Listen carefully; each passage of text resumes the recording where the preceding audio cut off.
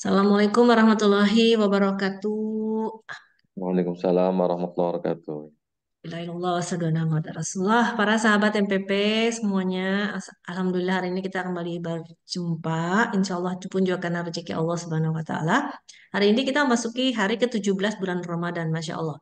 Katanya nih, Insya Allah kita hari di mana turunnya Al-Quran ya Ustadz ya, Ya, berdasarkan prediksi atau berdasarkan apa nih Ustadz? Nanti Ustadz yang menerangkan. Nah, karena itu kita mungkin ada baiknya juga membahas mengenai Al-Quran. Al-Quran ini kan sebenarnya kitab Allah tuh yang mudah, tapi juga tidak bisa digampangkan dalam mentafsirkannya gitu ya Ustadz ya. Jadi ya, zaman sekarang ini kan banyak sekali nih Ustadz nih, apa sih namanya, Ustadz-Ustadz bermunculan, ulama-ulama bermunculan gitu Ustadz ya, dengan membawa apa ya, membawa tafsiran mereka, tadaburnya mereka gitu loh Ustadz ya. Kalau ya. kita nggak pintar-pintar memilih, bisa-bisa yang ada mungkin kita malah terjerumus gitu kan Ustadz ya. Baik, kita langsung saja kepada Ustadz Ahmad Ihwani. Mangga Ustadz, waktunya 30 menit. Silakan Ustadz. Baik. Assalamualaikum warahmatullahi wabarakatuh. Alhamdulillah wassalatu wassalamu ala Rasulillah wa ala alihi wa sahbihi wa mawana ma ba'da. Allahumma 'allimna ma yanfa'una wanfa'na bima 'allamtana wa zidna ilma wa alhiqna bi ibadika shalihin. Amin. Para peserta kajian MPP yang semoga senantiasa dimuliakan oleh Allah Subhanahu wa taala. Alhamdulillah wassalatu wassalamu ala Rasulillah wa ala alihi wa sahbihi wa mawana ma ba'da. Pada hari ini insya Allah kita akan mengkaji seputar Al-Quran dan memang di bulan Ramadan ini adalah bulan Syahrul Quran ya, yang dikenal dengan istilah Syahrul Quran, bulan di mana turunnya Al-Quran. Dan ini sebagaimana dinyatakan di dalam Al-Quran ketika Allah Subhanahu wa taala berfirman misalnya Syahrul Ramadan alladzi unzila fihi al-Qur'anu hudal linnasi wa bayyinatin minal huda wal furqan. Bulan Ramadan, bulan di mana Al-Quran Al-Karim itu diturunkan kepada Nabi Muhammad SAW, ya. Al-Quran sebagai petunjuk dan bayinati, apa namanya, syahrul Ramadan alladzi unzila fil Quran hudal linnas, petunjuk bagi orang-orang, wa bayyinatin minal huda wal furqan, ya.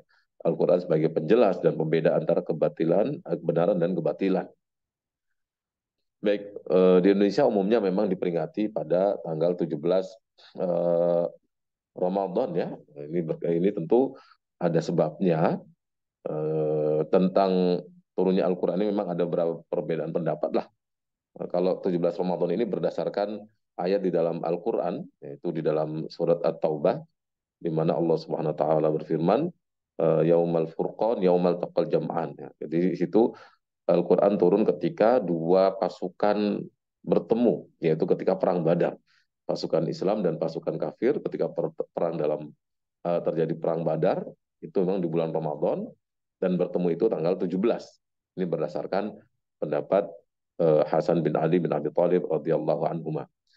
Dan ada juga berangkat dari pendapat lain, misalnya dia mengatakan turun Al-Qur'an itu ya tanggal apa namanya, 17 ini karena itu juga terjadi pas turunnya Al-Qur'an pada Rasulullah Sallallahu Alaihi Wasallam yang ayat 5 pertama dari surat Al-Alaq, ya. Iqra bismi rabbikal ladzi khalaq, khalaqal insana min 'alaq, dan sebagainya dan seterusnya. Baik, itu terkait dengan nuzul Quran ya, turunnya Al-Quran. Oh, ada beberapa pendapat, tapi kita ingin ke masalah yang dijadikan tema dalam pamflet itu, yaitu urgensi integrasi keilmuan dalam memahami Al-Quran. Ya, yang ingin saya tekankan di sini bahwa Al-Quran ini adalah sama sumber utama di dalam Islam. Sumber utama di dalam Islam, di dalamnya tercakup berbagai macam ilmu, dan untuk memahaminya tentu sangat harus hati-hati sekali. Harus sangat hati-hati, dan orang tidak boleh memahami, menafsirkan Al-Quran hanya dengan kira-kira saja, dengan pengetahuannya yang tidak didasarkan oleh ilmu. Dan ini Rasulullah SAW di dalam satu hadis beliau yang diriwayatkan oleh Imam Ahmad bin Hambal dan Imam At-Tirmidzi di dalam sunannya, Rasulullah mengatakan, "Man qala fil Qur'ani bi ghairi ilmin", barang siapa berkata mengenai Al-Qur'an, ya, memahami, menafsirkan Al-Qur'an termasuk dalamnya tanpa berdasarkan ilmu, ya, ilmu yang yang diakui tentunya, falyatabawwa maq'adahu minan nar. Maka bersiap-siaplah dia menempati tempatnya nanti di neraka. Ini ancamannya. Jadi ketika orang memahami Al-Quran, membaca ayat Al-Quran dengan kira-kira saja sejauh yang dia pahami tanpa pernah belajar secara baik dari sumbernya, dari guru-guru yang diakui, akhirnya keluar pendapat yang aneh-aneh, maka ancamannya berat. Siap-siap masuk di neraka. Karena apa? Nah, karena orang yang demikian tidak jarang pasti akan menghasilkan pemahaman-pemahaman yang salah karena tidak berdasarkan ilmu yang memang oleh para ulama sudah disusun, diformulasikan untuk memahami Al-Quran. Dan ini terjadi banyak di tempat kita ya. Dan dalam Al-Quran, dalam surat Hud ya, dalam surat ke-11 ayat 18 Allah sudah berfirman juga, "Waman azlamu mimman iftara 'ala Allahi kadziba." Dan siapakah yang lebih zalim dari orang yang membuat-buat kedustaan terhadap Allah. Jadi ketika orang memahami Al-Qur'an dengan pemahaman yang asal-asalan dan salah tanpa berdasarkan ilmu ya, akhirnya menghasilkan pemahaman yang salah, menyesatkan, berarti dia sudah membuat kebohongan atas nama Allah karena dia bawa Allah di dalam Al-Qur'an mengatakan begini, padahal bukan seperti itu. Nah, maka untuk bisa menafsirkan, menjelaskan Al-Quran secara mendalam butuh adanya berbagai ilmu, adanya integrasi keilmuan dalam arti kita perlu memahami banyak ilmu yang dibutuhkan akhirnya menghasilkan pemahaman yang benar. Bahkan Imam Suyuti, ada seorang ulama besar dari Mesir ya, beliau mempunyai karya di dalam tafsir Al-Quran, beberapa tafsir, dan punya kitab karya dalam ilmu-ilmu Al-Quran yang bernama Al-Itqan fi Ulumil Quran ya. Beliau pernah mengatakan bahwa orang kalau ingin menafsirkan Al-Quran itu paling tidak membutuhkan 15 ilmu, ilmu-ilmu keislaman, sampai 15 kata beliau. Jadi bukan cuma satu saja dan sebagainya. Apa di antaranya? Ya, di antaranya saja misalnya ilmu akidah, ilmu tentang akidah, tentang teologi, tentang keimanan dalam Islam tentunya.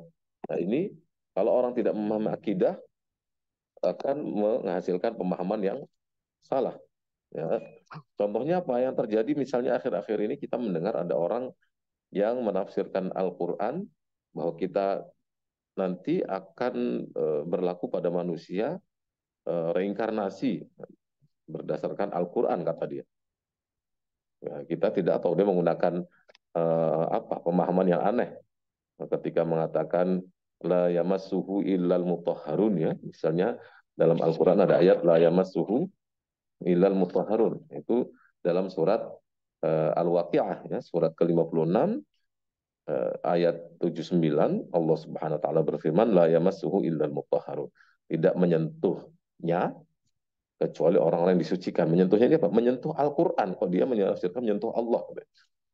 Bagaimana kita bisa tahu itu maksudnya menyentuh Al-Qur'an? Ya, kita lihat ayatnya sebelumnya yaitu di dalam surat Al-Waqi'ah surat ke-56 ayat 77 dan 78 itu membahas tentang Al-Quran. Innahu laqur'anun karim, sesungguhnya itu adalah bacaan yang mulia, yaitu Al-Quran itu bacaan yang mulia, fi kitabim maknun, nah, di dalam kitab yang terjaga, yaitu di Lauhul Mahfuz.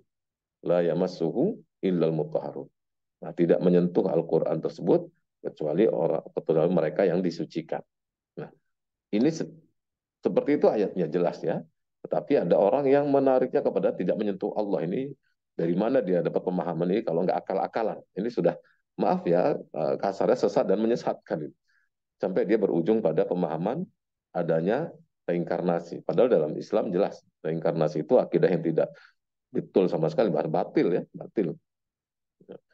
Ini contoh saja pentingnya satu ilmu akidah ya. Kalau tidak nanti sesat seperti ini. Nah, ini memahami ada reinkarnasi, katanya nanti manusia akan menjadi roh akan kembali pindah ke jasad lain setelah mati dan sesuai dengan amalnya saat ini sampai bersih. Nah, kalau dalam Islam kan tidak seperti itu. Karena dalam Islam ada konsep surga dan neraka nanti. Yang baik ya ke surga, yang tidak baik ke neraka. Sudah, ujungnya seperti itu. Tidak berpindah-pindah sampai akhirnya menjadi yang bersih sekali sampai menyentuh Allah katanya.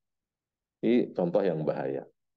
Nah, contoh lain, kalau tidak memahami akidah dengan baik, misalnya ya, di dalam Al-Quran, dalam surat Asy-Syura, surat 42, ya, ayat 11.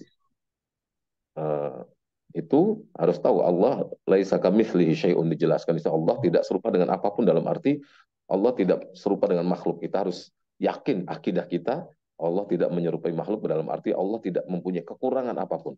Ayat ini harus jadi kaidah besar dalam akidah. Dan dalam akidah kita harus memahami Allah tidak mempunyai kekurangan apapun. Allah Maha sempurna, ya, Maha suci. Nah, ini kaidahnya.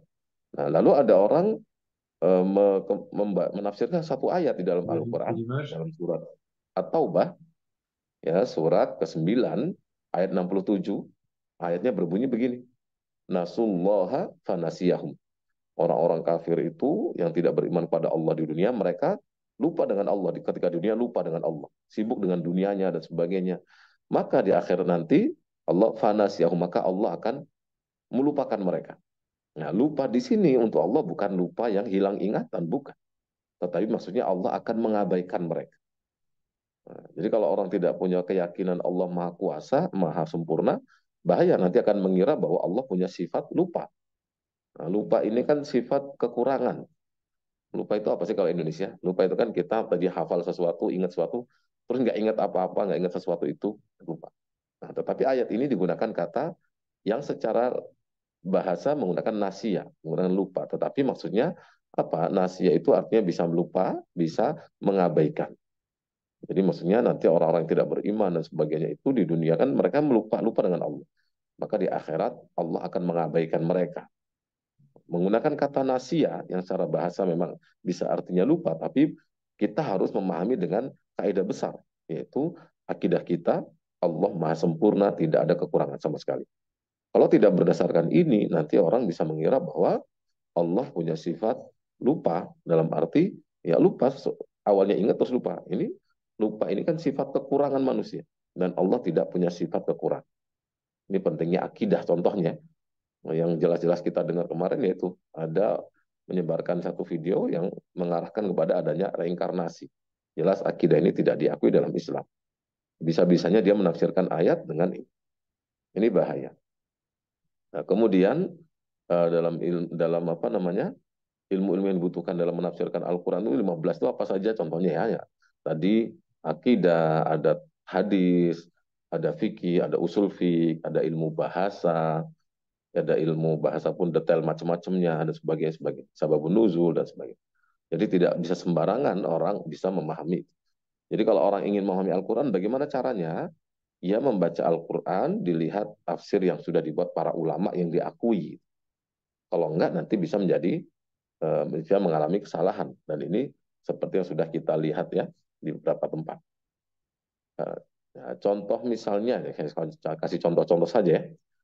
Ada orang memahami Al-Quran dengan apa namanya, tidak punya kemampuan bahasa Arab. Ya, seperti kasus yang ramai tersebar di video di Indonesia, seperti orang yang sama ya, ini orang yang sama dengan yang memahami adanya reinkarnasi tadi. Ketika dia menafsirkan kata Al-Qari'ah, mau menyebut kata Al-Qari'ah. Kata dia, Al-Qari'ah itu kan pembaca perempuan. Dia ini tidak bisa membedakan antara huruf Hamzah dan huruf Ain. Ini ini sudah dasar sekali. Itu orang yang anak SD lah, di mana di Arab sana itu sudah tahu mana Ain, mana Hamzah. Ya, ketika Hamzah itu artinya apa? Al-Qari'ah dengan Hamzah. Al-Qari'ah ya biasa. Itu artinya wanita yang membaca. Kalau Al-Qari'ah itu artinya kiamat. Nah, ada di Indonesia orang yang tidak tahu bahasa Arab sama sekali, bahkan tidak bisa membedakan antar huruf. Ini ya. Ini kan dasar sekali, membedakan antar huruf. Kalau dia memahami bahwa Al-Qari'ah itu ya artinya seorang pembaca perempuan. Karena Qari di Indonesia artinya pembaca laki-laki. Nah, ini fatal, dan ini untuk seperti kasus seperti ini memang harus harus benar-benar diperingatkan ya, tidak boleh sembarang orang seperti ini terus melakukan penafsiran yang sesat menyesatkan berdasarkan kebodohan, bahkan terhadap terhadap huruf Arab saja nggak tidak memahami. Ini mengerikan sekali. Nah, ada orang berani seperti ini kan aneh, ya. Nah, itu diantaranya ini ilmu bukan ilmu itu. Kalau hanya huruf-huruf antar huruf-huruf hamzah dengan ain itu belum masuk ilmu-ilmu yang mendalam, baru sangat mendasar. Jadi itu salah di antara contoh yang fatal sekali. Kemudian ada orang juga pernah, ini kejadian di Indonesia lah, ketika memahami ayat atau bukan memahami, salah baca, karena tidak bisa membedakan antara huruf sin dengan shin. Nah, ya ayyuhalladzina amanu taqullaha, wahai orang yang beriman bertakwalah kepada Allah, wa qulu qaulan, dia baca syadida, dan ucapkanlah ucapan, katakanlah ucapan-ucapan yang syadida pakai shin, dan dia mengatakan artinya ucapkanlah kata-kata yang keras, tegas. Padahal dalam Al-Qur'an bukan menggunakan shin tapi menggunakan sin. Qulu qaulan sadida, artinya ucapan yang benar.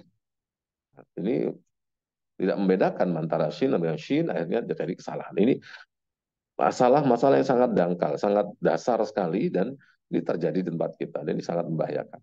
Nah, karena kesalahan-kesalahan dalam memahami Al-Quran ini, kalau masih tingkat sangat dasar seperti itu, sudah sangat fatal ya.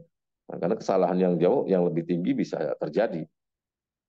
Ya contohnya, ada ilmu yang sangat penting dalam memahami Al-Quran. Maaf, ini agak berat ya pemahaman ini, karena sudah pemahaman tentang Al-Quran yang membutuhkan adanya integrasi keilmuan dalam Islam. Integrasi dalam arti kita perlu banyak mengetahui banyak ilmu untuk memahami Al-Quran. Nah, karena tidak boleh Al-Quran dipahami sembarangan. Di antara ilmu yang dibutuhkan tadi ilmu akidah, ilmu bahasa Arab dengan semua detail-detailnya gitu ya. Kemudian juga ada ilmu usul fiqh misalnya. Ilmu usul fiqh ya salah satu ilmu dalam Islam untuk memahami dalil-dalil ya. Ada orang eh, apa namanya, ketika tidak paham usul fiqh nanti akan mengalami kesalahan banyak hal. Ya contoh kecil saja berkaitan dengan wanita-wanita yang haram dinikahi, mahram ya. Dalam surat An-Nisa ayat 23, 324 itu kan berbicara tentang mahram. Wanita-wanita yang haram dinikahi oleh laki-laki. Dan di dalam salah satu poinnya di situ ada warabaibukumul lati fi hujurikum min nisaikumul lati dakhaltum bihin. Di antara wanita yang haram dinikahi laki-laki adalah rabaib. Warabaibukumul lati fi hujurikum. Anak-anak istri kalian, dalam arti anak-anak tiri lah. Anak-anak tiri kalian yang berada dalam asuhan kalian. Nah, yang ibunya, nah, ibunya itu istri kamu maksudnya, itu sudah kalian gauli. Nah, jadi ada kata-kata di situ, dan anak-anak tiri kalian yang berada di bawah asuhan kalian. Ada yang mengira bahwa berarti kalau anak tiri perempuan yang bukan di dalam asuhan kita, nah, kita misalnya ada laki-laki menikah dengan perempuan, sudah punya anak tiri itu tinggal dengan neneknya misalnya, maka anak tiri itu boleh dinikahi, karena ayatnya menggunakan lafal itu. Nggak demikian. Nah, ini tidak memahami usul fiqh. Ya. Dalam usul fiqh ada agak detail ya. Ada namanya konsep mafhum mukhalafah ya. Dalam mafhum mukhalafah ini kan kalau kita mengatakan ayat ini disebutkan ya, dan yang diharapkan adalah anak-anak tiri kalian dari wanita yang telah kalian gauli, yang ibunya itu menjadi istrimu dan telah kalian gauli, yang berada dalam asuhan kalian. Nah, mafhum mukhalafahnya adalah berarti yang tidak dalam asuhan kita boleh dong. Nah, itu. Begitu. Ya, ada. Tapi dalam usul fiqh, mafhum mukhalafah ini ada syarat-syaratnya. Bisa menggunakan konsep mafhum mukhalafah ini kalau diantaranya adalah yang disebutkan dalam teks itu bukan menggambarkan kebiasaan orang Arab dulu. Ya. Jadi dulu orang laki-laki kalau menikah dengan seorang perempuan yang punya anak perempuan, umumnya itu memang langsung diasuh oleh dia. Maka ayat itu menggambarkan, dan anak-anak tiri kalian yang berada dalam asuhan kalian ini menggambarkan kondisi saat itu dulu. Nah, jadi bukan berarti yang tidak dalam asuhan kalian boleh nikahi, bukan. Tetap tidak boleh. Karena ayat ini tidak mengandung mafhum mukhalafah, karena tidak dibenarkan. Ini masalah yang agak dalam ya karena memang memahami Al-Quran ini butuh ilmu yang cukup dalam ya, tidak bisa sembarangan. Nah, kita bagaimana orang-orang yang tidak mungkin memahami ilmu-ilmu itu dengan dalam dan sebagainya, ya, jangan sembarangan, intinya jangan sembarangan mengambil pendapat orang yang tidak jelas keilmuannya lah. Jadi nggak apa-apa kita membaca tafsir siapa, walaupun terjemahan misalnya, selama terjemahannya itu diakui. Ada di Indonesia sudah terjemahan tafsir Ibnu Katsir, tafsir apa dan sebagainya itu, tafsir banyak di Indonesia lah ya, itu mending jadi pegangan. Kalau ada satu dua orang tampil menjelaskan Al-Quran, tapi kita tidak tahu background keilmuannya, dan ada pendapat yang aneh, jangan langsung diambil. Karena di Indonesia ini seringnya ada orang punya pendapat aneh langsung dipercaya, langsung diambil dan sebagainya. Nah, padahal yang aneh-aneh ini biasanya yang nggak benar. Umumnya yang aneh-aneh ini aneh, gorib ya.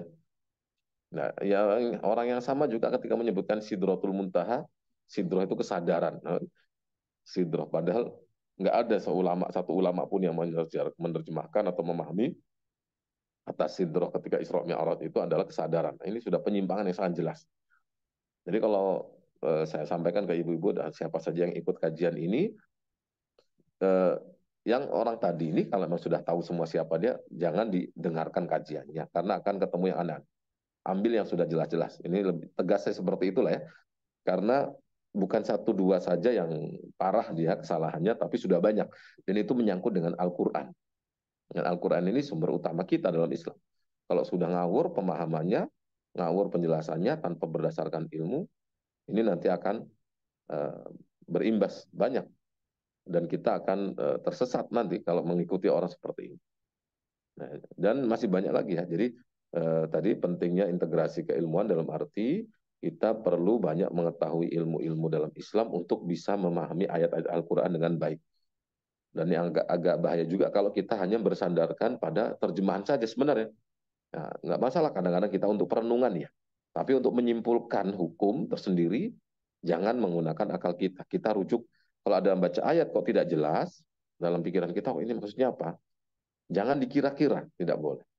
Tetapi kita merujuk ke penjelasan ulama, itu berupa tafsir atau penjelasan ulama yang diakui, buku-buku tertentu yang diakui, bukan buku-buku yang sembarangan misalnya.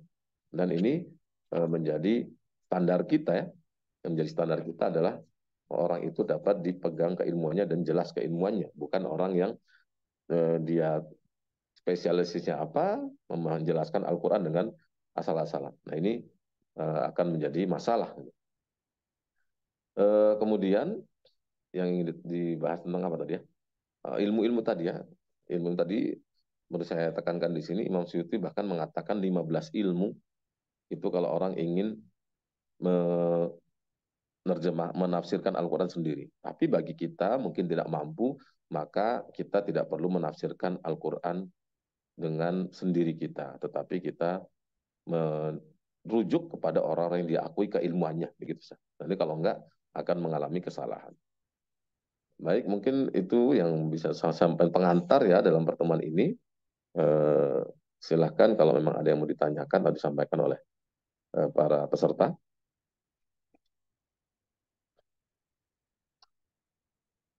Saya kembalikan kepada Ibu Dini untuk memoderatori. Baik, Ustadz, Masya Allah. Terima kasih Ustadz tadi atas ilmunya ya Ustadz ya. Iya Ustadz, memang banyak sekali sekarang ya Ustadz ya berseliweran apa namanya ulama-ulama yang mengaku dirinya ulama ya dalam tanda kutip ya Ustadz ya, atau orang-orang yang mungkin merasa dirinya dia memiliki ilmu dengan istilahnya ilmu-ilmu baru gitu bahkan Ustadz ya, ilmu-ilmu baru gitu kan. Dan herannya Ustadz, kenapa mereka banyak pengikutnya ya Ustadz ya sebenarnya gitu kan. Apa karena dianggap ilmu baru atau cara penyampaiannya dianggap kayak pintar, sementara mungkin orang-orang banyak yang memikir kalau ustadz-ustadz yang klasik istilahnya, ah itu aja yang dibahas, itu aja yang dibahas gitu. Mungkin ya Ustadz ya. Padahal kalau misalkan saya pribadi gitu Ustadz ya, justru saya merasa bahwa yang basic aja, yang dasar aja begitu luas gitu, yang masih banyak banget yang harus saya pelajari gitu. Kenapa harus lompat lagi ke tempat sesuatu yang basicnya istilahnya buat saya belum kokoh gitu loh Ustadz. Menurut Ustadz bagaimana nih? Terima kasih Ustadz. Baik. Ya, di tempat kita umumnya memang maaf ya, secara bekal keilmuan dalam ilmu-ilmu keislaman kan memang bisa dikatakan banyak yang awam lah ya, banyak yang kurang memadai. Nah, ini yang membuat banyak orang tertipu lah, tertipu dengan hal-hal yang dianggap baru dan seakan-akan menarik, padahal isinya banyak yang tidak pas misalnya. Jadi kita kadang tidak belum bisa membedakan mana yang pas, mana yang tidak, karena memang background atau bekal keilmuannya kurang gitu. Itu jadi kenapa banyak yang ikut ya tadi sebabnya karena ya tingkat keilmuan keislaman kita mungkin masih banyak yang awam ataupun rendah. Dan ya memang ada hal baru itu selalu menarik ya. Kalau orang Arab mengatakan kullu jadidin mahbubun, semua yang baru itu disenangi orang-orang. Ya karena seakan-akan ada kreasi yang baru. Nah, nggak ada masalah baru itu hal baru itu memang bagus kalau memang tidak menyalahi gitu ya.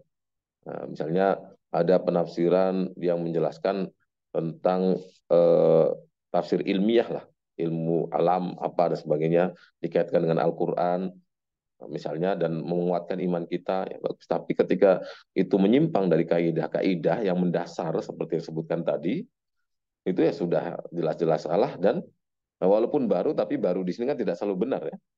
Nah, yang baru-baru tidak selalu benar. Apalagi yang aneh. Jadi kalau ada pendapat yang aneh itu ada indikasi. Pendapat aneh indikasi menyimpang.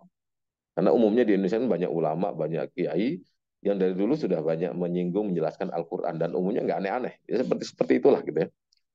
Seperti itu. Dan ini yang membuat kita suka yang aneh-aneh akhirnya menyimpang. Ada juga gini, ada di Indonesia mungkin sudah latah ini membuat salah paham.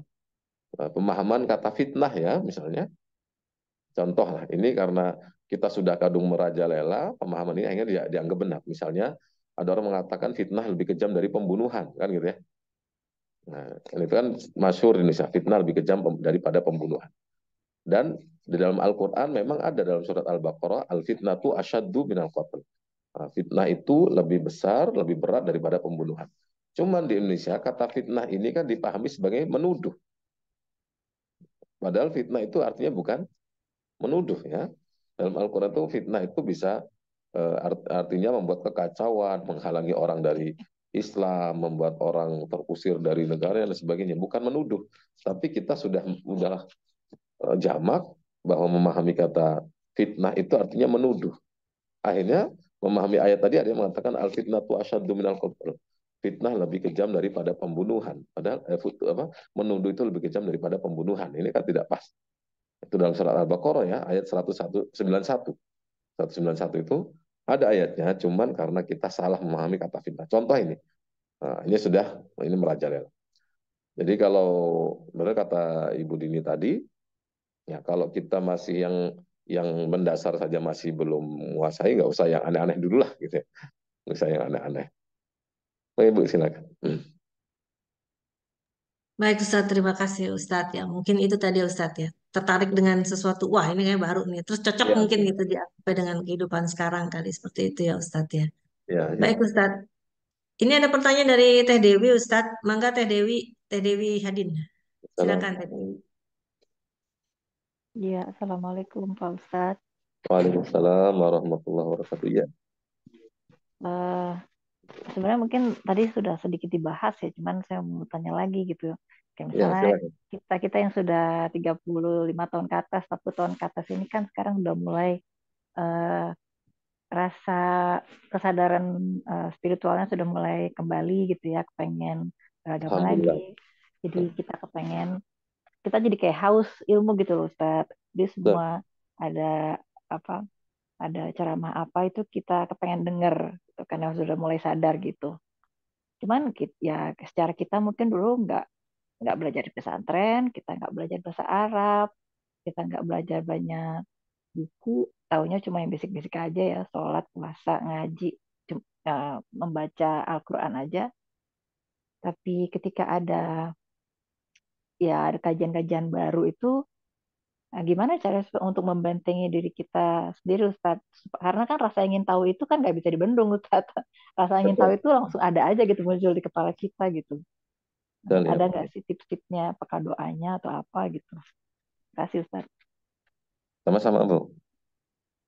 Kalau tips ya, langsung Bu ya Bu Dini ya. Ya kalau doa, sering-sering doa ini aja. Allahumma arinal haqqo haqqo warzuqna tiba'ah itu. Mungkin ada apa ya? Allahumma arini atau arina boleh. Arinil haqqo haqqo. Ya Allah, perlihatkanlah kepadaku kebenaran itu sebagai kebenaran, dan berilah aku rizki ya, untuk mengikutinya. Maksudnya berilah aku kekuatan untuk mengikutinya.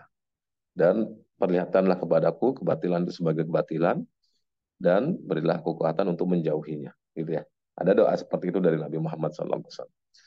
Adapun tips tadi, ya memang satu hal yang bagus tentunya ketika kita semangat mencari, belajar dan sebagainya kok tinggi itu bagus. Hanya memang harus disertai dengan kontrol lah ya. Jadi tidak semua yang kita dengar kita ambil, nah gitu tentunya.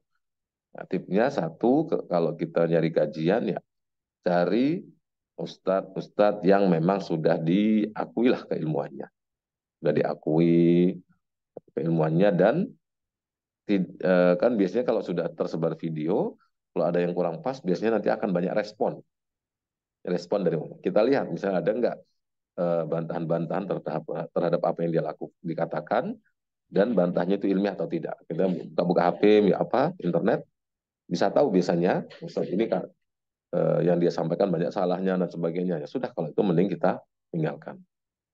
Nah, kemudian kalau misalnya kita menemukan kajian yang menarik, hal yang baru sekali, nah kita jangan langsung iya dulu. Tanyakan kepada orang yang kita yakini keilmuannya. Jadi biasanya ada di YouTube, kan namanya YouTube kan bisa dibendung, siapa saja bisa jadi ustadz, siapa saja bisa menyampaikan apa yang dia pahami. Ya. Jadi kita dengar kok ada yang baru ini, terus kok kayaknya unik, jangan langsung kita ambil, ya.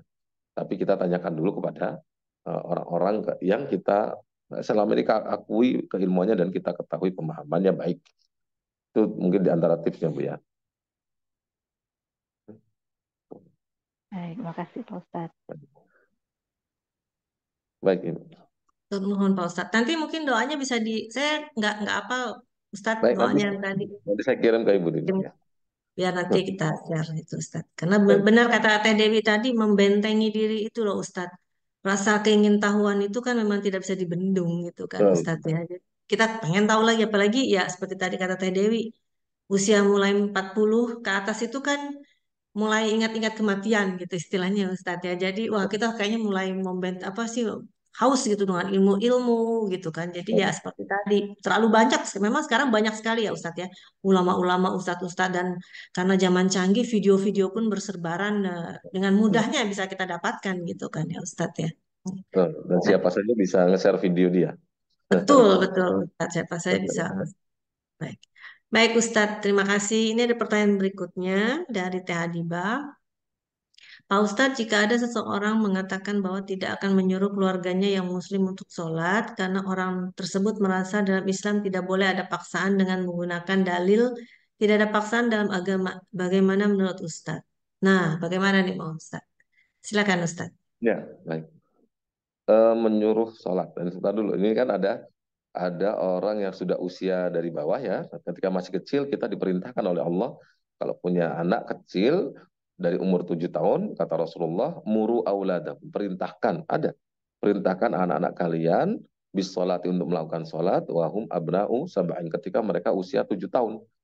7 tahun kan belum balik, belum wajib sholat, tapi kita diperintahkan untuk memerintahkan mereka sholat agar melatih mereka menjadi kebiasaan. Karena sholat itu berat kalau bagi orang nggak biasa. Maka dari kecil kita diperintah. Ini ada perintah. Dalam hadis itu Rasulullah bersabda, muru auladak, perintahkan anak-anak kalian.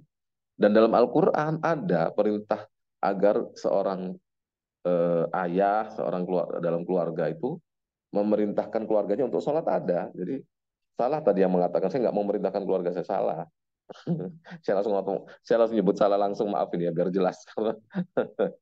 Langsung jelas-jelas dan tanpa basa-basi. Jadi karena dalam Al-Quran ada, dalam surat Toha, ayat 14 ya, atau 104, wa'mur ahlaka bis sholati. Coba Ibu dibuka, wa'mur ahlaka bis sholati wastabir alaiha. Ayat Toha 132. Ya. Toha itu surat keberapa? Jadi dalam surat Toha 132. Itu surat apa namanya? Toha 132 itu jelas-jelas perintah kepada seorang bapak untuk memerintahkan keluarganya melakukan sholat. Nah, surat Toha ini surat ke-20. Ya, dalam surat ke-20 ayat 132, wa'mur ahlaka bis-sholati wastabir 'alaiha. Mungkin bisa dibuka itu ya. Jelas-jelas itu ada perintah kepada orang tua untuk memerintahkan keluarganya melakukan sholat. 132. Dan betul memang tidak ada paksaan dalam agama. Memerintah menyuruhkan bukan maksa. Ya. Jadi kalau kita punya suami, punya istri, punya anak, kita beri sholat, sholat. Nah, bahkan kalau dalam hadis itu kalau udah 10 tahun kita agak keras kepada anak untuk sholat, agak maksa dikit. Yang tidak boleh itu maksa dalam agama, iya. Dalam agama tidak boleh paksa. Agama itu maksudnya memaksa orang yang non-muslim masuk Islam, dipaksa, diancam, itu nggak boleh.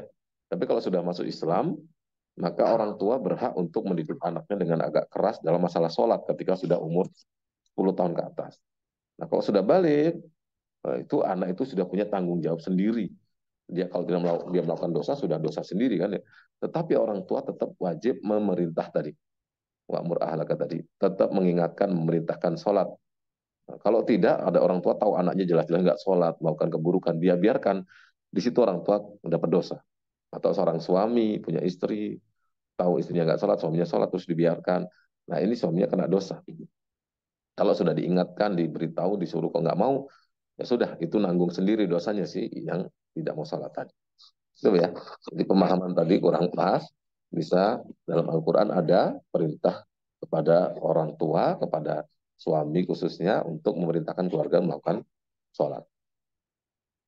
Itu ya. Baik. Jelas atau baik? Gimana Teh Diba? Cukup jelas? Oh, sudah cukup jelas, Ustaz. Sudah cukup jelas. Baik. Bisakah Ustadz pertanyaan berikut dari Teh Alfi membagikan referensi tafsir Al-Quran yang bisa kami gunakan sebagai acuan? Kalau mungkin yang versi online dan lebih baik lagi kalau multibahasa. Terima kasih sebelumnya. Nah, Eh, gimana nih Ustadz nih? Tafsir ya. Ustadz punya referensi kali ya. Anak-anak sekarang memang kayaknya bacanya pakai Online handphone ya. ya Ustadz ya. Kalau saya mah tetap harus pegang Al-Quran sih Ustadz. Kayaknya kurang serk gitu kan. Jadi kalau saya pergi kemana saya bawa-bawa tuh Al-Quran. Nggak peduli deh gitu kan. Tapi anak-anak sekarang Masya Allah ya, mereka walaupun pakai handphone, kemarin juga buka puasa bersama di rumah saya, Ustadz, itu pelajar pada datang ya. Saya suruh ngaji Iya, mereka. Kaget saya, Ustadz. Ngajinya iya. bagus-bagus, walaupun dari handphone gitu. Baik, baik. Silakan Ustadz referensinya. Kalau yang online ya, kalau di dalam Al-Quran itu ada website, tafsir web, itu ada tafsir web ya di kok di Al-Quran lagi di apa, internet itu ada beberapa tafsir, tapi bahasa Indonesia di sana, Hmm. bahasa Indonesia. Kalau yang multi bahasa saya belum ketemu ya, yang nggak tahu kalau terjemah. Kalau multi bahasanya dengan bahasa Inggris maksudnya kan gitu ya. Mestinya ada di internet biasanya ada. Di tafsir web itu ada pilihan bahasa nggak? Tapi intinya kalau di net ada tafsir web tulisannya ya, tafsir.com itu ada tafsirweb.com. Nah itu ada di situ banyak terjemahan tafsir-tafsir bukan hanya satu saja. Jadi ayat ini nanti di bawahnya ada tafsir Depak, ada tafsir Pak Kures, ada tafsir siapa. Jadi lumayan membantu dan bisa kita memahami dengan lebih baik karena banyak banyak penjelasannya di situ. Kemudian untuk yang online, nah ini saya, apa yang buku bukunya kurang paham, saya kurang tahu kalau kalau memang khusus bentuknya e-book saya kurang tahu. Tapi tadi sudah cukup membantu insya Allah. Nanti saya kirimkan web. Tapi ketemu Bu ya webnya ya di situ tafsirweb.com. Biasanya di situ ada, saya kadang baca-baca di situ biasanya kalau bahasa Indonesia. Gimana Teh Alfi? Um, Websitenya sih nggak ketemu, tapi ini ada altafsir.com, ataukah Oh, mungkin itu? tafsir.com ya. Iya, Oh. kalau Kalau tafsir saya web nggak ada. tafsirweb.com. Tafsirweb.com, baik, baik, baik. Coba Iya, dibuka. Ustadz. Iya, ada. Ah, Terima kasih, Ustadz. Bahasa ah, Indonesia ya? Iya, ada bahasa Indonesia terjemahannya. terima kasih, Ustadz. Coba mungkin di cara tafsir tafsirnya ada nggak di situ coba biasanya ketemu ada kok pilihan tafsirnya apa saja. Ini kalau enggak nanti saya carikan coba, carikan lagi. Baik, Terima kasih. ya. Baik, saya download aplikasi Quran dari Kemenak RI. Oh, ada juga dari Kemenak RI ya, download Al-Quran. Ya, itu Ya, lumayan. Quran. Kemenak R itu ada terjemahannya dan ada penjelasannya. Nah, penjelasan itu sudah cukup Hmm, bagus. Penjelasan dari hmm, Depak R itu cukup bagus, dia dalam bahasa Indonesia dan itu tafsir singkat, membantu sekali. Baik, nanti coba saya lihat deh. Baik. Mm-mm. Oke, ada lagi yang mau bertanya? Silahkan, mumpung masih bisa bertanya nih. Kan kata tadi haus ilmu. Kalau haus ilmu bertanya gitu nanti. Ustadznya ada panti Ustadz di pertigaan gitu kan. Iya. Ustadz, saya mau nanya nih, misalnya ya, di dalam anggota keluarga kita gitu, Ustadz, kita tahu misalnya ada anggota keluarga atau teman atau lingkungan lah misalnya mengikuti suatu aliran gitu, Ustadz, atau ajaran yang kita rasa agak-agak aneh nih sebenarnya gitu kan, Ustadz. Tapi kita kan juga nggak yakin gitu ya, Ustadz. Nah, gimana Benar. supaya kita meyakinkan bahwa keluarga kita misalnya atau teman kita atau siapalah gitu supaya apa ya, supaya tidak langsung mempercayai hal itu gitu tanpa tanpa kita berkesan menggurui gitu loh Ustadz kan, atau kesannya sok tahu banget sih ilmu masih cetek aja gitu kan istilahnya gitu Ya, Ustadz. Gimana menurut Ustadz yang bijak itu seperti apa? Terima kasih Ustadz. baik. Untuk misalnya kita kenal orang kok sepertinya ikuti yang aneh. Nah, kita untuk menilai aneh ini kan perlu ada ilmunya ya. Kita punya bekal tidak bisa menilai satu ini aneh yang sudah menyimpang kecuali kita punya bekal juga untuk menilai itu. Nah, bagaimana untuk bisa tahu? Ya mungkin diajak ngobrol, dialog, terus lihat pendapatnya nanti baru tanyakan ke ahlinya gitu. Kalau memang kita tidak bisa menilai, tanyakan ke ahlinya. Misalnya kita suatu kali ngobrol ya dengan singkat biar tidak dengan namanya bijak lah biar tidak kelihatan menghakimi misalnya keluar pendapat-pendapat dia misalnya sumbernya dari mana dan sebagainya. Nah ini kita bisa menilai. Kalau enggak ya kita tanyakan ke ahlinya. Nah terus tadi apa meyakinkan keluarga biar tidak tertarik gitu ya terbawa gitu ya. Ya tadi dengan perlu tahu dulu dia ini bagaimana ya sih sebenarnya yang disampaikan apa yang dia pahami yang diikuti itu bagaimana. Nah, kalau ternyata menyimpang ya kita pahamkan ke keluarga kita. Tapi kalau mungkin kita merasa belum mampu untuk meyakinkan, tadi kita tanyakan ke ahlinya dan dia bilang misalnya ahli tadi mengatakan oh ini menyimpang karena gini gini gini. Nah ini kita sampaikan kepada keluarga kita. Menurut bapak ini Ustadz ini menyimpang. Gitu ya. Jadi kita menggunakan nama ahli lah, menggunakan nama yang. Baik Ustadz, jadi lebih kepada hati-hati ya Ustadz ya. Kita Ya, juga jangan langsung bilang, ini salah nih gitu kan. Pasti nanti dia boleh. bilang, istilahnya gini Ustadz, siapa lu gitu kan ya Ustadz ya. Mungkin takutnya gitu ya. Baik Dan juga Ustadz. gini memang ada dalam salah satu potongan bait itu an-nasu a'da'u ma jahilu ya. Orang-orang itu musuh apa yang tidak dia ketahui. Jadi kadang ada sesuatu yang betul, tapi karena kita tidak tahu langsung kita vonis salah ini. Padahal karena ketidaktahuan kita. Nah, ini jangan sampai terjadi seperti itu. Baik Ustadz, jadi pembelajaran bersama ya istilahnya gitu ya Ustadz. Ya, ya Baik. betul. Baik, pertanyaan berikutnya Ustadz datang dari Tesifa. Ingin bertanya Ustadz, apakah yang dimaksud dengan aliran Wahabi atau Salafi? Terima kasih Ustadz. Baik, Silakan oh, Ustadz. pertanyaan sensitif. Ibu ini mungkin Ibu Dini pernah dengar atau pernah apa yang dimaksud dengan Wahabi dan Salafi? Ustadz pernah dengar? Tahu. Yang nanya, yang sejauh pengetahuan yang tanya bagaimana? Coba. Tesifa, gimana Tesifa taunya?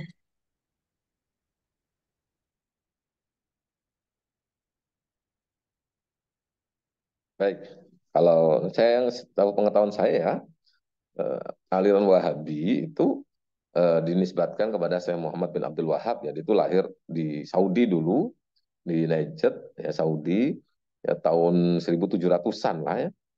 Ya tujuannya memang bagus untuk memurnikan ajaran Islam. Tetapi dalam prosesnya dia pemahamannya dikenal terlalu keras gitu. Jadi kadang-kadang tujuan betul tapi mungkin kurang pas gitu. Jadi seperti Salafi lah ya. Salafi tujuannya kan ingin mereka menyebut diri Salafi Akhirnya menganggap mereka yang salafi saja, padahal umat Islam ini kan ikut salaf. Kita ini ikut salaf. Salaf kita siapa ya? Ya sahabat, ulama-ulama Imam Syafi'i, kita ngikut mereka. Nah, salafi ini ingin mengklaim mereka saja yang mengikuti. Kadang-kadang seperti itu. Sehingga menyebut mereka salafi. Dan problemnya banyak di salafi ini mungkin seringkali kurang bisa menerima perbedaan pendapat. Ya, kadang yang saya pahami seperti itu. Seringnya seperti itu. Nah, tujuan awalnya bagus, mereka ingin kembali pada Islam yang murni, yang belum terkontaminasi oleh apapun, gitu ya. Nah, tetapi kadang tujuan itu dilakukan dengan hal-hal yang apa pemahaman yang sepihak gitu. Karena dalam memahami satu ayat pun kadang ada terjadi perbedaan pendapat. Dalam masalah hukum terjadi perbedaan pendapat. Nah, ini kadang mereka yang eh, kurang bisa menerima, mengakomodir adanya perbedaan-perbedaan itu. Sehingga sering terjadi klaim mereka yang benar sendirilah. Nah, itu yang problemnya. Nah, memang tujuannya kita nggak ada masalah. Tujuan memurnikan Islam. Tapi tadi, kadang menggunakan agak sikapnya keras. Itu aja. Orang keras dan sebagainya. Untuk istilah salafi baru sebenarnya. Kalau Wahabi ya sekitar 1700-an itu Imam Muhammad bin Abdul Wahab. Nah, penisbatannya kepada dia. Adapun salafi ini ya muncul baru-baru lama lah. Tahun 1900-an, 90 berapa sekian gitu. Itu muncul klaim penisbatan diri sebagai salafi yang mengikuti salaf. Padahal umat Islam ya umumnya semua mengikuti salaf. Kalau nggak ikut salaf kita ikut siapa?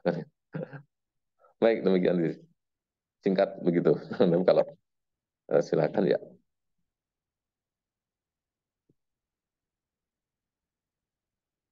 Ini jawabannya tadi Ustadz katanya kalau yang dia ketahui golongan orang yang menganut mazhab salafi maksudnya manhaf Manhaj salafi. salaf atau al-sunnah wal jamaah prinsip yang dipegang oleh kaum salafi adalah sumber rujukan memahami akidah dalam mazhab salaf yang terdiri dari Al-Quran hadis. Mohon maaf kalau salah. Ya, ya, Ya, Pak. betul. Jadi eh, orang yang menganut manhaj salaf atau ahli sunnah. Nah, ini. Jadi kita ini ahli sunnah wal jamaah semua. Kita ahli sunnah wal jamaah itu orang yang mengikuti Rasulullah dan sahabatnya. Kita ngikuti siapa kalau nggak ngikuti sahabat, kan begitu. Kalau nggak ngikuti Rasulullah, nggak ngikuti sahabat, ngikuti siapa? Dan ini problemnya Salafi seringnya seperti itu. Mengklaim bahwa mereka saja mengikuti Rasulullah dan sahabat. Ya kan nggak pas juga. Sumber rujukan Hmm. akidahnya adalah manhaj salaf, terdiri Al-Quran hadis. Ya. Ya, kita pun sama. Jadi umat Islam secara umum yang mengikuti Al-Quran dan hadis dalam akidah. Tetapi tadi, untuk memahami Al-Quran dan hadis itu kadang terjadi perbedaan. Itu loh, Bu. Nah, ini problemnya kan gitu. Kita semua rujukan utama kita apa? Al-Quran dan hadis. Tetapi untuk memahami Al-Quran dan hadis ini kan kita butuh dari para ulama. Nah, ulama ini banyak jumlahnya dan mereka berbeda pendapat.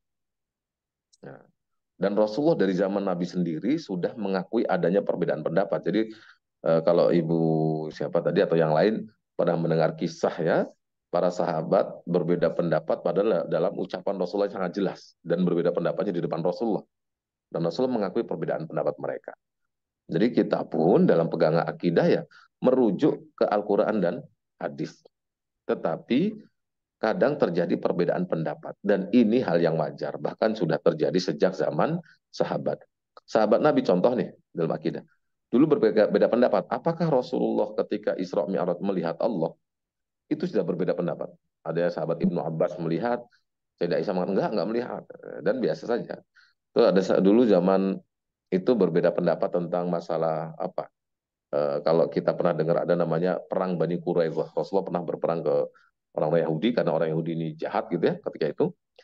Nah, Rasulullah berpesan kepada para sahabat jangan ada yang sholat asar, ini kan berangkatnya duhur nih, jangan atau pagi lah ya, ya setelah duhur berangkat jangan ada yang sholat asar kecuali di kawasan Bani Quraidah. Nah, Bani Quraidah itu satu kawasan yang ada di dalam Madinah tapi dari tempat Nabi agak jauh. Di perjalanan dan Rasulullah berangkat, ada sahabat, ada rombongan berangkat. Nah, rombongan yang berangkat ini berbeda pendapat. Ada yang enggak, kami tetap sholat asar walaupun belum sampai ke kawasan Bani Quraidah. Karena yang dimaksud Rasulullah itu bukan kita dilarang sholat kecuali di tempat Bani Quraidah, tapi maksud Rasulullah itu kita disuruh cepat-cepat ke sana. Nah, adapun sholatnya boleh di jalan. Ada sebagian yang kata enggak, kita tetap sholat di sana. Nah, ini yang sholat di sana, dia asarnya terlambat. Ya sebagian sholatnya di jalan. Intinya terjadi perbedaan. Nah, ini kedua, setelah sampai menemui Rasulullah, mereka lapor. Wahai Rasulullah, tadi terjadi perbedaan begini, pendapat begini, memahami pendapat sabda Anda. Maka Rasulullah tidak mencela salah seorang pun dari mereka. Intinya sama-sama diakui adanya perbedaan pendapat tadi. Gitu ya. Baik, Ustaz, sudah cukup jelas, Ustaz. Karena memang sensitif nih, Ustaz, ya, perbedaan pendapat kayak gini, Ustaz, ya. Ya, perbedaan pendapat itu memang tidak bisa dihindari. Yang pasti bagaimana menyikapi perbedaan itu saja. Kita ini kadang kurang pintar menyikapi, akhirnya terjadilah saling memusuhi. Padahal nggak, perbedaan pendapat nggak harus saling memusuhi kan. Hmm, Ya, benar. Perbedaan mazhab, ya, Ustaz. Di Indonesia aja ada istilahnya NU, Muhammadiyah, ya, Ustaz, ya. Iyalah, Gitu kan. ya masing-masing ada dasarnya. Iya, betul sekali, Ustaz. Baik, Ustaz, pertanyaan berikutnya datang dari Teh Dewi. Teh Dewi lagi tapi beda. Di sini banyak Dewi, Ustadz. Ada Dewi Hadin. Pokoknya banyak namanya Dewi kan. Pertanyaannya adalah bagaimana jika ada seseorang yang susah mengucapkan huruf-huruf Al-Quran seperti ha, ho, sin. Oh, ini maksudnya short kali ya. Short, Karena short. cara orang Perancis susah sekali mengucapkan perbedaannya. Atau seseorang yang maaf cadel membaca Al-Quran sedangkan membaca Al-Quran harus jelas. Nah, ini Baik, ya. pertanyaan bagus nih Ustadz, karena ini juga berlaku untuk anak-anak saya ya. Anak-anak saya kan bisa ngaji tapi ya Yes, ya. lafalnya mungkin, cuman nama saya emang disemangati lah gitu karena buat saya lebih penting itu dulu mungkin ya mereka semangat dulu. Baik. Tapi gimana nih menurut Ustadz? Ya, Fikihnya gimana ya gitu? Silakan Ustadz. baik. Memang bahasa Arab ini agak unik lah, bukan agak, emang unik. Salah huruf saja bisa salah arti ya tadi ya.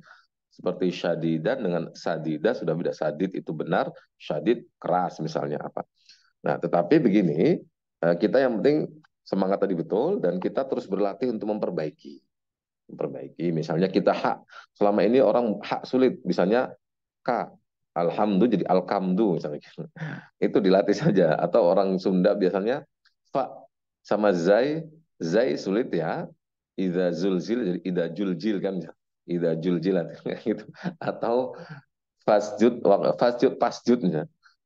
Itu sebenarnya dilatih saja. Dilatih, kalau memang nggak bisa betul, sudah dilatih, ya sudah, semampunya nggak masalah. Yang penting kita ada semangat belajar tadi, semangati belajar, dilatih terus.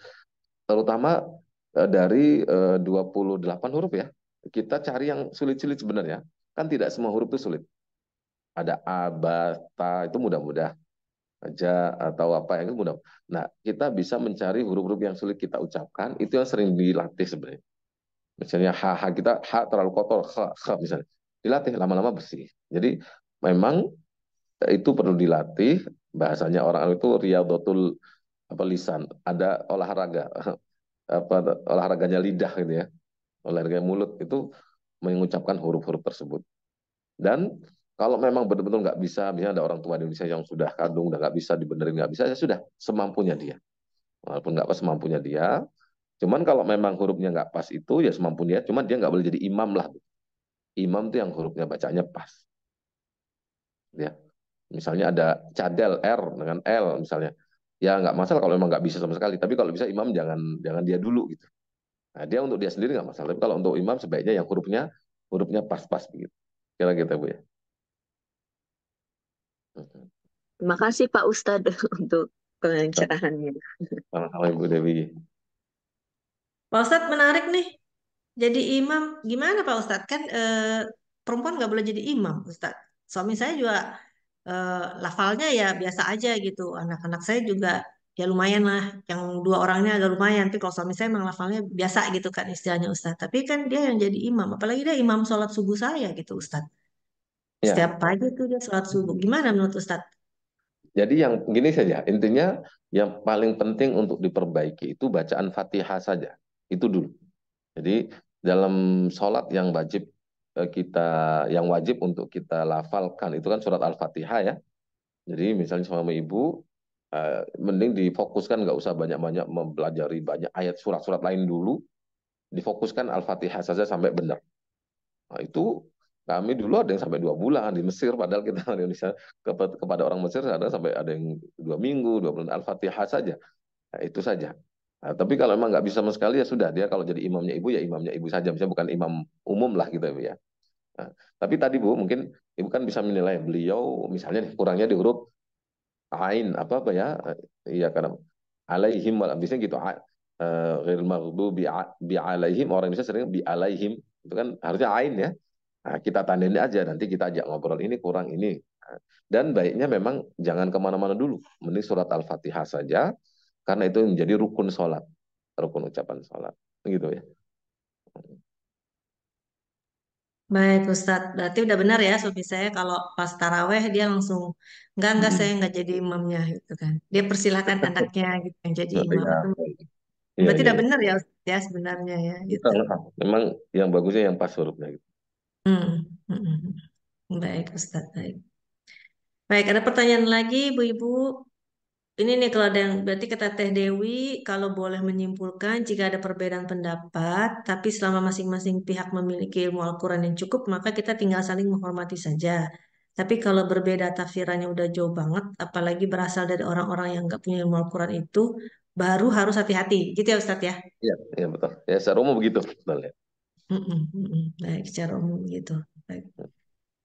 Gimana Ibu-Ibu? Ada pertanyaan lagi? Waktunya masih ada 4 menit lah kira-kira seperti itu. Kalau memang nggak ada, mungkin kita bisa langsung kepada kesimpulan mungkin ya Ustadz ya.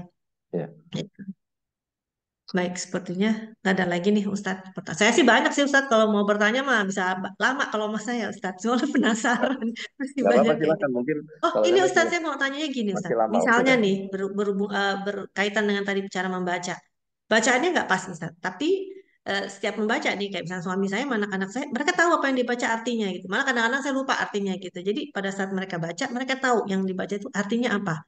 Nah, Ya, itu benar. pengaruh nggak, Ustadz? Kan bacaannya mungkin salah, tapi artinya ini loh, gitu kan. Allah Maha mengetahui isi hati, gitu, Ustadz. Gimana nih, Ya, Ustadz? ya memang bagus bisa tahu artinya dan sebagainya. Cuman begini maksudnya, ketika kita baca, kalau hurufnya salah itu kan mengubah arti bukan bagi dia sendiri, tapi kalau dia baca kan ada orang yang dengar. Kayak saya ini misalnya, saya ketika orang ya karena saya udah lama di Arab juga gitu ya. Jadi saya tahu kalau ini salah ain kok jadi hamzah nanti artinya jadi apa. Misalnya eh, azaban alima, siksa yang pedih pakai hamzah. Ada orang bacanya dengan azaban alima pakai ain. Artinya siksa yang sangat mengetahui kan nggak pasti jauh kan gara-gara ain jadi hamzah atau sebaliknya. Nah, walaupun dia tahu artinya yang baca, itu nggak jadi standar dia, tapi standar umum huruf itu harus bagaimana. Nah, tetapi apakah dia dapat pahala dan sebagainya, semoga Allah memberi pahala tentunya karena dia sudah semangat dan sebagainya. Yang penting masih ada keinginan untuk memperbaiki tadi, tetap saja huruf-huruf. Nah, kalau kasus Ustadz tadi, begitu Ustadz tahu misalnya ada Ustadz jadi makmum ya, terus mendengar imam ada kesalahan. Terus gimana nih? Sikap Ustadz gimana Ustadz? Pengen tahu juga kan gitu. Setelah Kalau itu, misalnya kita tergantung ya kita posisi di mana dan bagaimana kita lihat imamnya ini bisa diingatkan atau tidak. Apa kalau nggak bisa ya kalau emang kita dalam perjalanan jauh nggak mungkin ingat ya sulit. Tapi kalau emang kita kenal dan sebagainya, cari momen memang, cari waktu yang pas. Karena memang aslinya orang salah baca Al-Quran ini kan membuat Al-Quran seperti disimpangkan ya. Jadi ya tadi penyelewengan Al-Quran sebenarnya gitu ya. Nah ya contohnya pernah ada orang ketika saya ingatkan dia awalnya sudah karena sudah akrab dan sebagainya, tapi tetap membela diri gitu. Kata dia, nah ini yang selalu saya dengar dari orang, padahal nggak pas gitu. Nah ini ya sudah, gitu. Kita yang meringat. Ya, tapi saya berani ngomong itu karena sudah dekat sudah ini. Nah, misalnya ada apa? Wa ammal yatima fala wa amsaila fala tanhar ya. Wa amsaila fala tanhar. Adapun orang peminta-minta maka jangan engkau gertak dia gitu ya. Jangan engkau ini perintah kepada Rasulullah kalau pada orang miskin itu sikap lemah lembut. Nah, ada orang yang membaca wa amsaila fala tanhar pakai ha, enggak pakai ha. Tanhar itu sembelih. Adapun peminta-minta jangan kau sembelih. Nah, ini kan nggak pas gara-gara hak jadi ha dan semuanya jadi kebalik.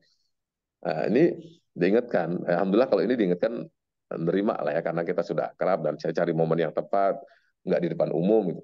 Nah, tapi ada sebagian pernah satu kejadian ya. Itu tadi. Tapi kalau emang nggak memungkinkan ya jangan dulu. Kalau bisa lewat orang gitu. Nggak tahu.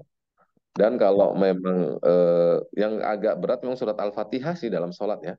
Surat Al-Fatihah. Kalau surat Al-Fatihah salah-salah ini yang bisa membuat sholat tidak sah itu karena sholat Fatihah itu rukun, rukun sholat. Jadi memang Tapi Pak Ustadz, bukankah di dalam sholat pun kita menjadi makmun, kita juga baca Al-Fatihah, Ustadz. Paling enggak kita sendiri itu membenarkan dalam bacaan ya, kita yang dalam hati ataupun bergumuman kecil gitu, Pak Ustadz. Jadi bacaan kita paling enggak bacaan pribadi kita Al-Fatihah itu benar gitu loh Pak Ustadz. Meskipun kita diimamin, imamnya mungkin ada kesalahan gitu. Bukannya betul. begitu Pak Ustadz? Ya, ya kita imam kita dan memang semua umat Islam itu memang harusnya surat Al-Fatihahnya minimal benar. Jadi itu memang kita jadi makmum ya Fatihahnya harus benar, dari imam Fatihahnya juga benar. Nah, tetapi kenapa saya tekankan di imam? Karena imam ini kan ngaruhi seluruh jamaah gitu ya. Kalau sudah Fatihahnya imam nggak pas dan bisa membatalkan nanti ya batal. Jadi yang makmum jadi nggak sah semua karena bermakmum pada imam yang salah misalnya gitu. Nah, kalau kita yang jadi makmum kok salah sendiri kan posisinya salah sendiri saja, nggak sah sendiri itu ya. Tapi memang harus membenarkan semua sebagai makmum atau imam tetap harus memperbaiki bacaannya, terutama Fatihah tadi. Baik Ustadz. Tapi kalau salah bukan yang nanggung imamnya Ustadz. Kita kan makmum itu Ustadz. Apalagi kalau suratnya udah panjang-panjang. Saya nggak tahu salahnya di mana kan. Ngerti Yang kita ditanggung kan. imam itu bukan salah-salah seperti itu. Kalau sudah salah, misalnya makmum kita ini makmuman terus kita batal terus tetap sholat, kan nggak ditanggung oleh imam.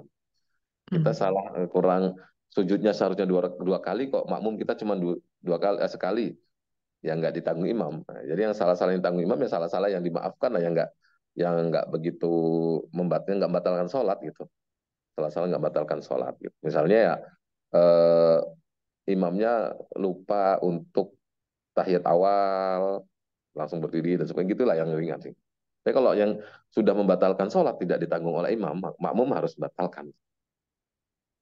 Gitu ya. Hmm. Hmm, hmm, hmm.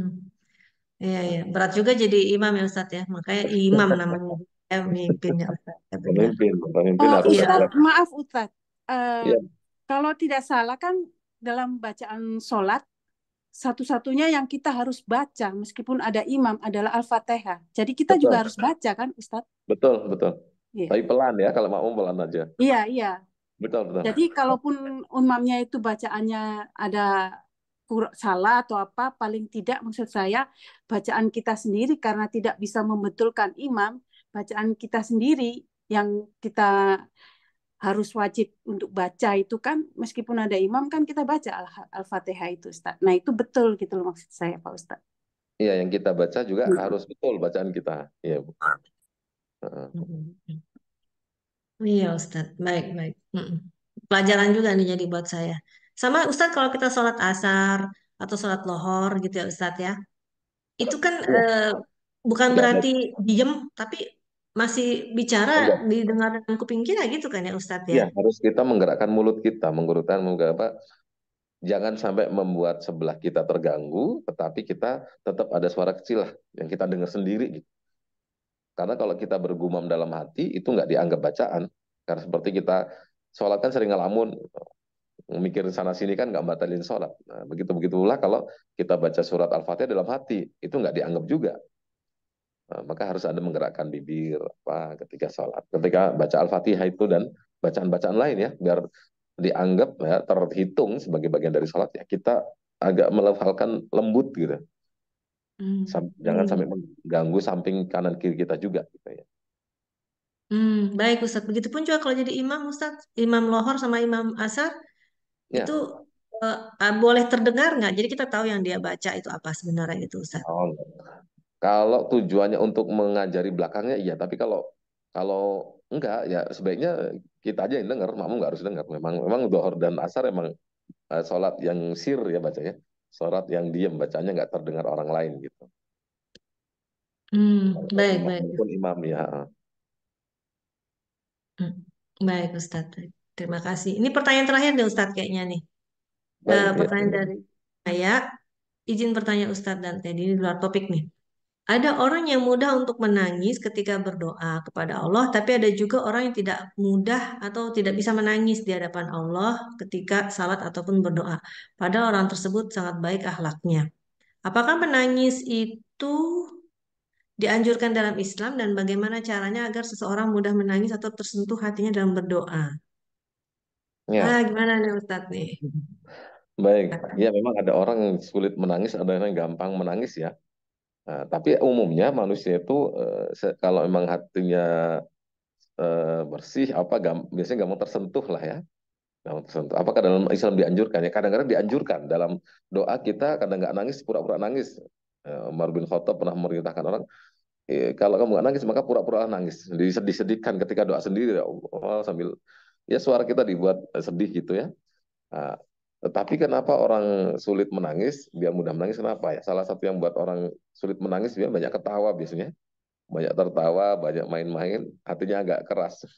Banyak ketawa ini kan mengeraskan hati juga gitu. Jadi kadang-kadang itu. Jadi kalau orang sering merenung, sering merefleksi, melakukan refleksi diri dan sebagainya, itu biasanya lebih mudah menangis ya. Dan menangis ini bukan berarti cengeng, tidak, tapi dia ya karena tadi misalnya tersentuh dan sebagainya, jadi mudah tersentuh. Memang ada orang memang yang bukan berarti dia hatinya sulit untuk belas kasihan, nggak bisa, enggak. Ada orang yang memang pengasih dan mudah mengasihi, tapi memang sulit nangis, ya ada, ya nggak ada masalah. Memang nggak bisa nangis ya jangan dipaksa juga gitu. Nah, tetapi eh, apa iya orang nggak bisa nangis sama sekali lah.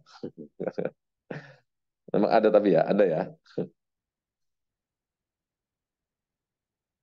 ada yang Tapi gampang, memang ada yang spesial sih gampang. Ustaz soal Hmm. nangis ini Ustaz. Misalnya ya kalau saya sholat sendiri ya doa malah gampang nangis.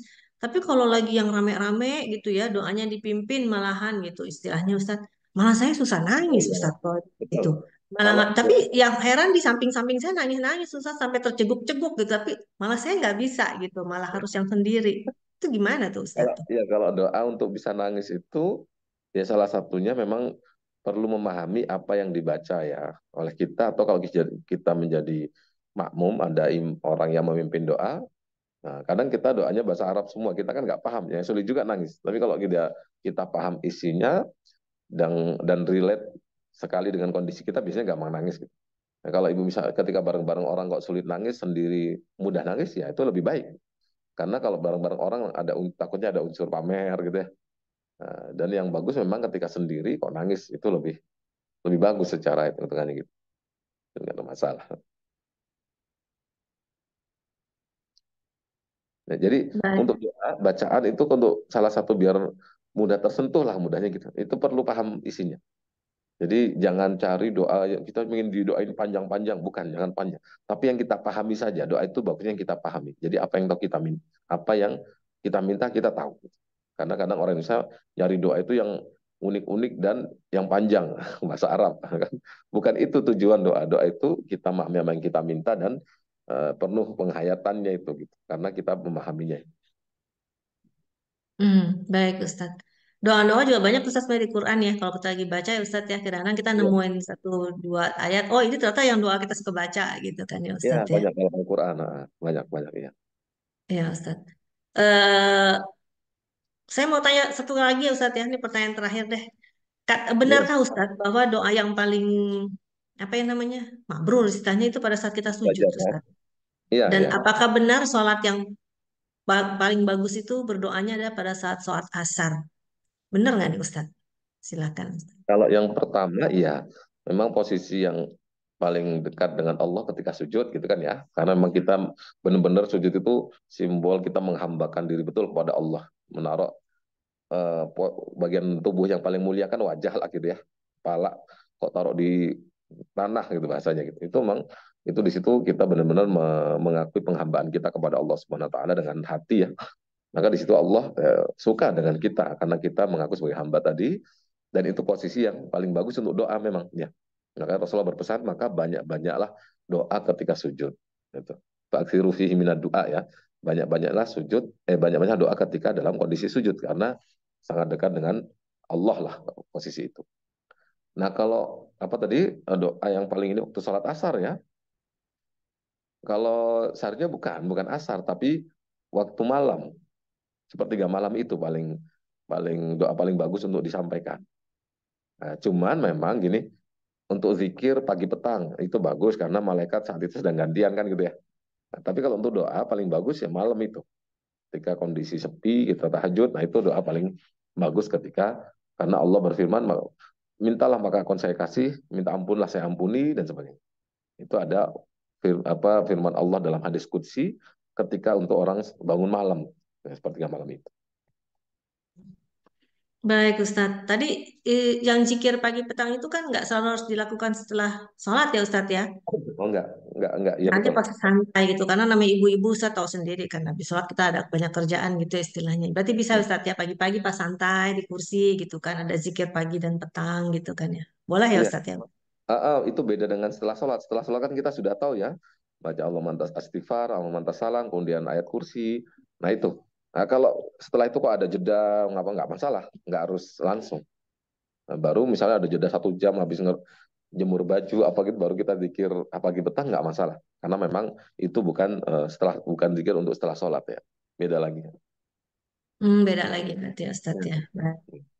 Baik Ustadz, mungkin sudah cukup karena kalau dilama-lama saya nanya terus Ustadz nanti yang ada. Ya, ya. Baik Ustadz, kayaknya waktu sudah cukup. Masya Allah hari ini kita banyak dapat ilmu ya Ustadz ya. Salah Ya, satu tadi ilmu mempelajari Al-Quran ya Ustadz ya. Memang ya. penting banget di kita nih dalam mempelajari Al-Quran. Mudah-mudahan memberi kita juga semangat ya untuk mencari ilmu. Amin ya. Pintar-pintarlah memilah-milah ya Ustadz ya kepada Betul, betul. sumber-sumbernya. Baik Ah, Ustadz, mungkin bisa diberikan kesimpulan dan sekaligus juga doa penutup. Silakan Ustadz. Baik, untuk sebelum menutup kajian ini, saya ingin menyimpulkan bahwasanya eh, kita selalu harus ingat bahwa Al-Quran itu sumber utama dalam ajaran kita, dan Al-Quran mengandung banyak ilmu, dan untuk memahaminya membutuhkan ilmu-ilmu yang tidak sedikit tadi ya. Nah, jadi kita ketika ingin menafsirkan, menjelaskan isi Al-Quran, jangan dengan murni hasil pemikiran kira yang berdasarkan kira-kira, ya. Tapi kita merujuk dulu kepada tafsir-tafsir yang diakui atau penjelasan orang yang memang diakui keilmuannya, baru kita menyampaikan. Biar tidak kita menghasilkan pemahaman dan penjelasan yang menyimpang tentunya. Itu kemudian yang penting kita tetap semangat. Tadi sampaikan salah satu peserta mengatakan saat ini semangat spiritual kita meningkat, itu hal yang bagus. Yang penting diarahkan dan eh, tetap mengikuti jalur lah ya.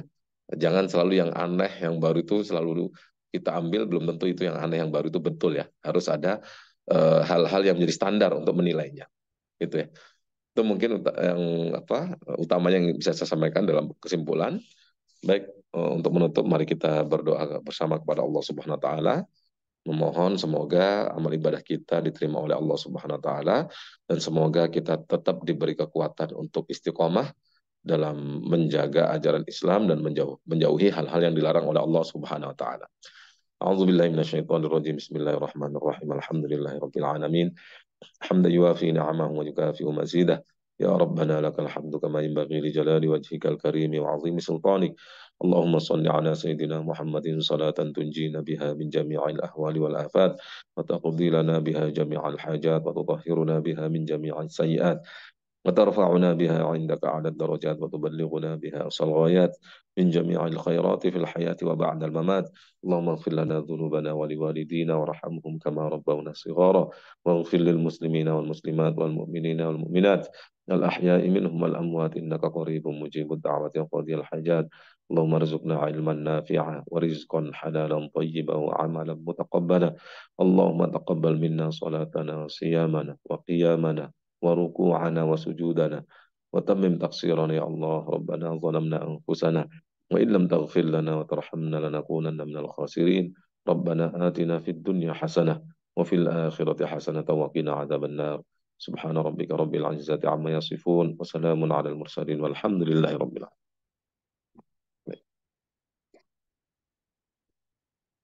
Ya, silakan Ibu Dini. Baik, Masya Allah. Terima kasih Ustadz Sama-sama atas ya. kajiannya, ilmunya.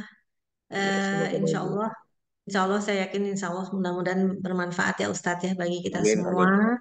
Ya, Barakallah Ustadz. Terima kasih banyak. Mohon maaf lahir batin Ustadz. sama-sama Eh, Ibu.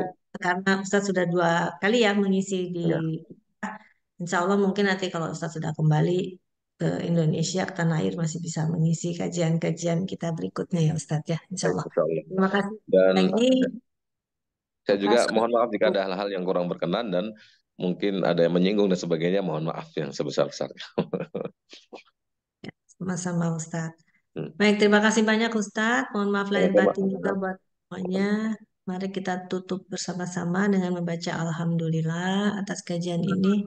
Kalau kita Alhamdulillah. bertemu kembali minggu depan dengan tema yang lain dengan Fudin Saida.